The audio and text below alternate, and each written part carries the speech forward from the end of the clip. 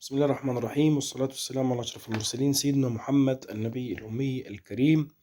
يا رب تكونوا بخير وصحة وعافية في كل وقت وفي كل حين. أتمنى أن حضرتك تشوف الفيديو ده كاملا وتسمعه بتركيز، لأن احنا حاليا داخلين على فصل الشتاء، أو بالفعل بيجينا في أيام البرد. وفي أيام البرد بتظهر عند كثير من الناس الكحة أيا كان سببها. فالكحة عرض وليست مرض، يعني دي إشارة إنها بتدينا في مشكلة في الجهاز التنفسي أو في أي مكان تاني آخر في الجسم. ففي الكحة التحسسية، وفي الكحة الناتجة عن التهاب رئوي، وفي الكحة الناتجة عن دور برد، الكحة الناتجة عن فيروس. فالناس مشكلتها إنها عايزة، يعني بتعتبر مثلا عايز أحسن دواء للكحة. تمام. مفيش دواء واحد للكحة، لأن الكحة أنواع. ولكن عشان ما أطولش على حضراتكم، إن شاء الله في كل حلقة هيكون في حديث عن في القسم ده يعني من القناة عن دواء معين. وإن شاء الله هيكون في كلام كثير عن أدوية الكحة، وإمتى أستخدم ده وإمتى ما استخدمش ده. وهنقول شوية معلومات عن كل دواء بما يرضي الله بالنتائج العملية بتاعته اللي في السوق. طبعا الكلام ده موجه للناس اللي هي بتروح تاخد الدواء وتشتريه وبدون روشتة طبية، لأن طبعا أنا أتمنى أن كل واحد لو متاح له ذلك أنه ما يكسلش أنه يذهب للطبيب المختص فيما يخص المرض بتاعه. لكن في ناس بالفعل بتشتري الدواء ده. ففي شوية احتياطات وفي شوية معلومات بالبلدي كده لازم أي حد يشتري أي علبة دواء لازم يكون عارفها عن علبة الدواء دي، أو يريح نفسه ويخش الصيدلية اللي فيها صيدلي ويسأله، لأنه الصيدلي ممكن يقول له لا أنت ما ينفعش كده تاخد دواء، أنت أو ما ينفعش تاخد حاجة، أنت محتاج فحص، محتاج حد يشوفك في التخصص الفلاني.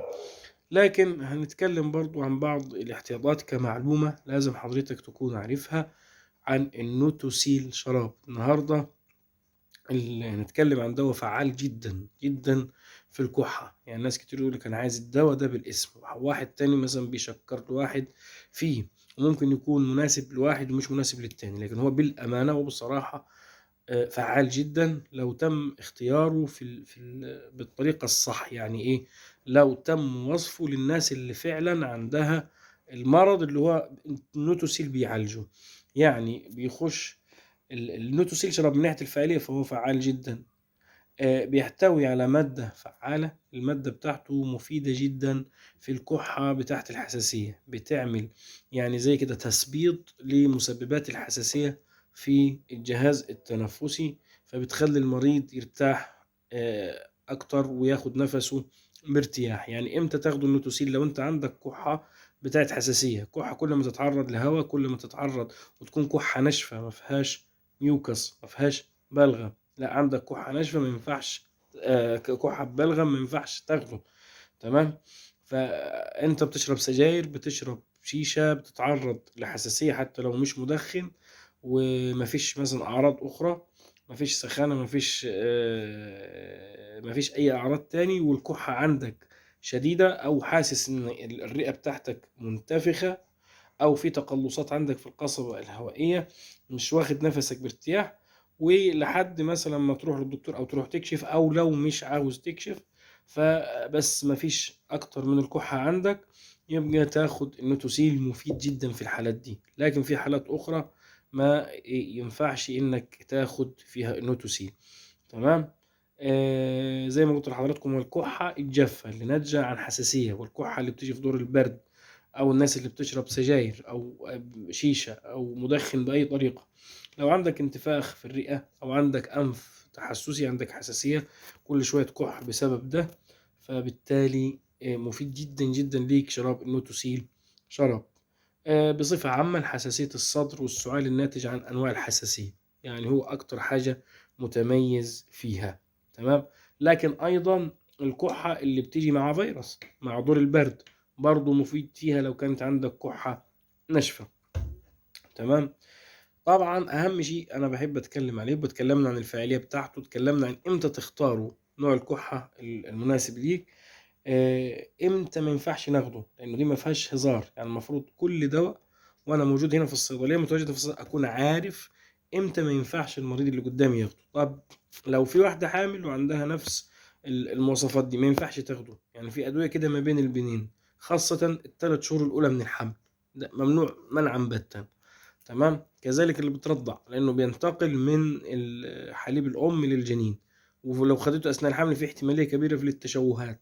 ما تاخدوش وانت بتسوق أي حاجة، لأنه هينومك.